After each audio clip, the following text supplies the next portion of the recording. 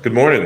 Is it better to have 30 properties valued at 100K or three properties valued at a million each? What are the pros and cons of each approach? So, this really just comes down to personal preference. I don't think there's a right or wrong to this question. I think it really depends on your long term goals. And, one thing that people are probably tired of hearing me say is there are just as many different ways to make money in real estate investing as there are people investing in real estate. I could come up with scenarios to both of these in my head that make perfectly good sense based on someone's, personal preferences and, where they're at in life.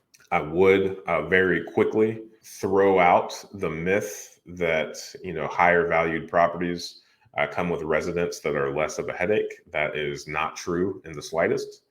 And I would say you're kind of setting yourself up for failure in believing that. There are jerks in all socioeconomic status, whatever the word for that demographic is. So I would dissuade and I would not allow that to be factored in your decision at all. From a financial perspective, I would say that 30 properties at $100,000 each would be a little bit more diversified. You could handle a lot more vacancies before it impacted your business, the same as if you had, three properties valued at $1 million each. I would also want to know if we're talking about doors or just actual locations, because if you're talking about three single family homes worth $1 million each, I have never built a business around that model and I wouldn't know, kind of what to expect. Our, business model revolves around our average property value at this point is probably around 100,000. But when we first started, I would say that the average property, the after repair value was probably in the $60,000 range. So the market has appreciated greatly where we are.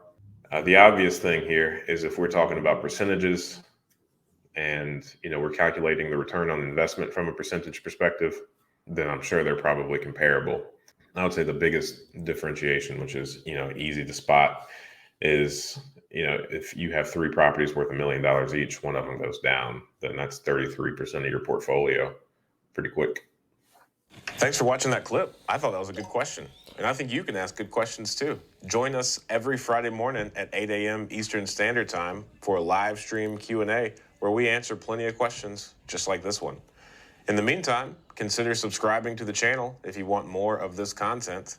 And if you want to increase your deal flow, analyze properties better, and help me feed my family, click the link below for a free 7-day trial of PropStream.